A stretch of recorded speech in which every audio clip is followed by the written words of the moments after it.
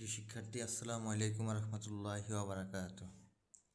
আজকে আমরা আমাদের পার্টস অফ স্পিচের তৃতীয় পার্ট অর্থাৎ থার্ড লেকচার নিয়ে আলোচনা করব। তো লেকচারে আমরা আলোচনা করব প্রোনাউন নিয়ে। প্রোনাউন অর্থ হচ্ছে সর্বনাম। প্রথমত আমরা জানব প্রোনাউন কাকে বলে, প্রোনাউন কত প্রকার ও কী কী, এ বিষয়ে জানবো আজকে লেকচারে। তো প্রোনাউন কাকে বলে? নাউনের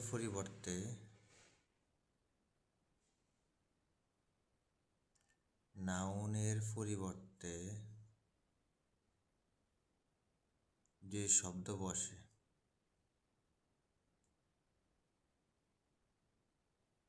তাই প্রোনাউন।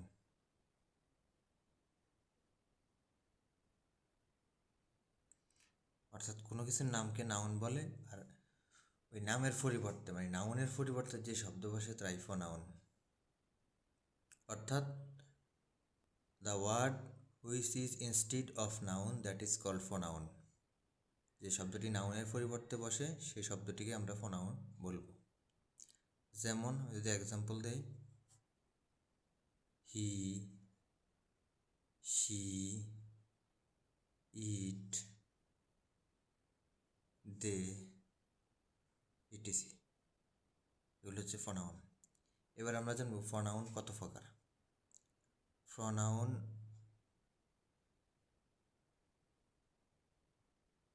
মোট 8 প্রকার। অবশ্য কোনো কোনো বইতে 10 প্রকার আছে, 9 প্রকার আছে, কিন্তু আমরা 8 প্রকারে শিখব আপাতত। প্রোনাউন 8 প্রকার, যথা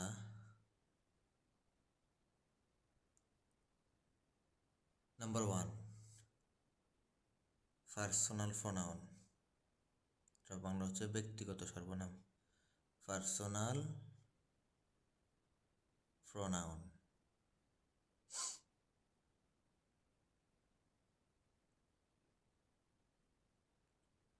নাম্বার 2 রিফ্লেক্সিভ প্রোনাউন। আবারও বলতেছি, রিফ্লেক্সিভ প্রোনাউন। তোমরা অবশ্যই ভিডিও যখন দেখবা তখন নিজেরা খাতায় লিখবা।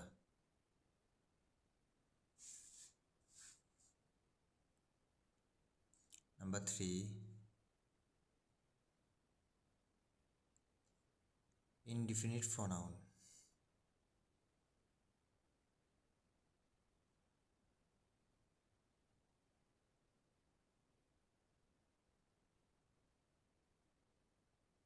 Number 4 demonstrative pronoun.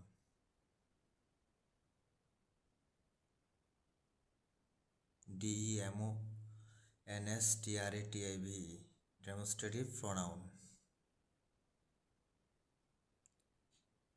আলিম বা ইন্টার একটা দ্বাদশ শ্রেণীতে একটা গ্রামার আইটেম আছে, সেটা হচ্ছে প্রোনাউন রেফারেন্স। ওই আইটেমটা শিখতে হলে অবশ্যই প্রোনাউন সম্পর্কে ভালো একটা ধারণা থাকতে হবে, তাহা না হলে ওটা পারা যাবে না। Number 5 interrogative pronoun.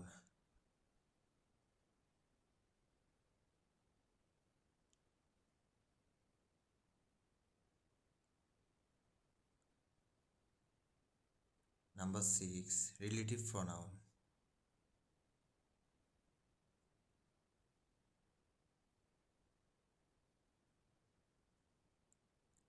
Number 7 distributive pronoun. Distributive pronoun. Number 8 reciprocal pronoun.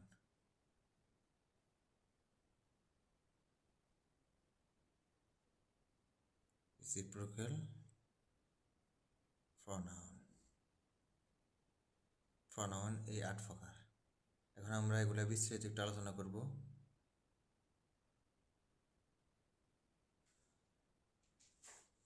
তো 8 প্রকার প্রোনাউন এবার আমরা একটু ডিটেলসে শিখব। পার্সোনাল প্রোনাউনগুলা কী কী সেগুলো একটু দেখব। আই অর্থ জানো আমি, মি, আই এর অবজেক্টিভ ফর্ম, আই এর পজিটিভ ফর্ম হচ্ছে my, I, me, my, mine, we, our, hours.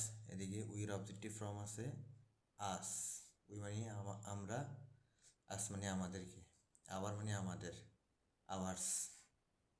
Possessive pronoun বা এটা পসেসিভ অ্যাডজেক্টিভ, এটা possessive pronoun. He, him, his, she, her, hers, they, them, their, theirs, etc. তারপরে হচ্ছে number 2 reflexive pronoun. আচ্ছা, reflexive প্রোনাউনগুলো আমরা কীভাবে চিনব? এই যে পার্সোনাল প্রোনাউনের অবজেক্টিভ অথবা পসেসিভ প্রোনাউনের সাথে যখন আমরা সেলফ অথবা সেলফস যুক্ত করব তখন সেটা হয় রিফ্লেক্সিভ প্রোনাউন। যেমন মাই থেকে মাই সেলফ, ইউর থেকে ইউর সেলফ, আবার ইউর সেলফস হয় যখন এটা ফ্লুরাল হয়।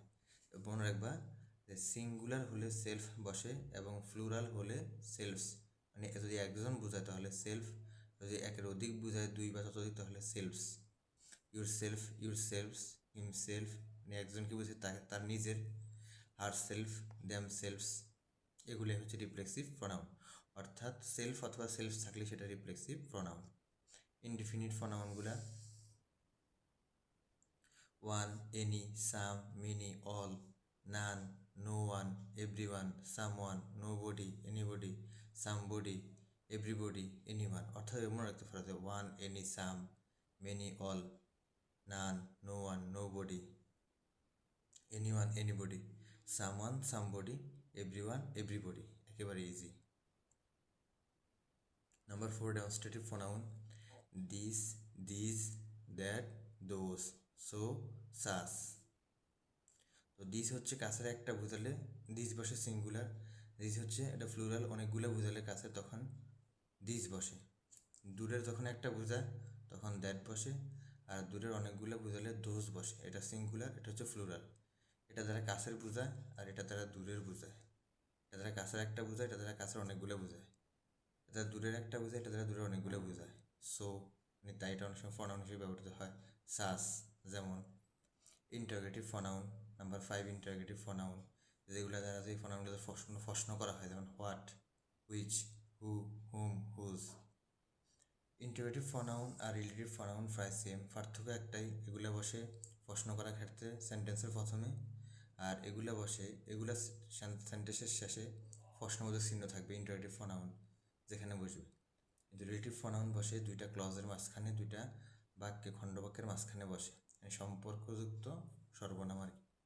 যেমন what, which, who, whom, whose, that, as, whoever, whatever, whichever, etc এগুলোই। Distributive pronoun each, either, neither, etc. Each মানে প্রত্যেকে, এগুলো প্রোনাউন হিসেবে সেন্টেন্সের প্রথমে বসলে, সাবজেক্ট হিসেবে বসলে ওই সেন্টেন্সের ভার্বটা সবসময় সিঙ্গুলার হয়। তারপর হচ্ছে reciprocal pronoun each other, one another. আচ্ছা, ইচ আদার বসে দুইয়ের মধ্যে, দুইজনের মধ্যে হলে ইচ আদার। আর যদি অনেকজন হয়, একাধিক হয়, তখন অনেকের মধ্যে হলে ওয়ান অ্যানাদার বসে। এই হচ্ছে মোটামুটি প্রোনাউন 8 প্রকার, এবং এগুলার মোটামুটি বিস্তারিত। প্রত্যেকটার আলাদা ব্যবহার আছে। ইচ আদার দুজনের মধ্যে ব্যবহৃত হয়, ওয়ান অ্যানাদার অনেকের মধ্যে, প্রত্যেকটা প্রোনাউনের আলাদা ব্যবহার আছে। তো আমরা আজকে এই পর্যন্তই। প্রোনাউন কত প্রকার ও কী কী এগুলো শিখলাম, এগুলো সবাই ভিডিও দেখা খাতায় লিখবা, লিখে মুখস্থ করবা, তাহলে তুমি প্রোনাউন সম্পর্কে একটা ভালো একটা আইডিয়া পেয়ে যাবে। তো আজকে আমরা এখানেই শেষ করছি আমাদের লেকচার। পরের লেকচারে আমরা অবশ্যই ভার্ব নিয়ে আলোচনা করব। সে পর্যন্ত সবাই ভালো থাকবে, সুস্থ থাকবে, আর অবশ্যই আমার এই ইউটিউব চ্যানেলটি সাবস্ক্রাইব করে রাখবে।